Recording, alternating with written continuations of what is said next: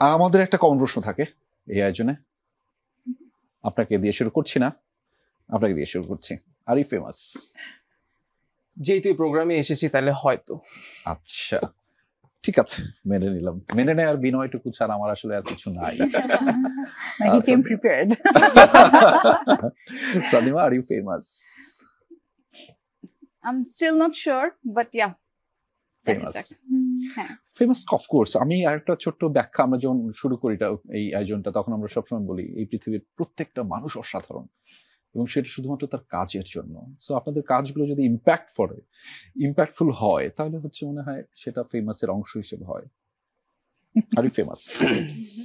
ভাইয়া গত অনুষ্ঠানেও আপনি এই কোশ্চেনটাই করছিলেন। জি, So yeah, এটা আমার কমন প্রশ্ন। yes of course. So আমি আগেরবারের মতোই অ্যানসার দিব যে যেহেতু আমরা যে কাজটা করেছি সেই কাজ নিয়ে মানুষ আলোচনা করছে, মানুষ দেখছে, তাহলে হয়তো একটা লেভেলে আমরা মেবি রাইট নাও আমরা ফেমাস আমাদের কাজের জন্য। আচ্ছা, কাজের জন্য। সো কাজটা হচ্ছে welcome home by the way. আমি ধরে নিলাম এটা আপনাদের হোম, প্রত্যেকেই ওয়েলকাম হোম।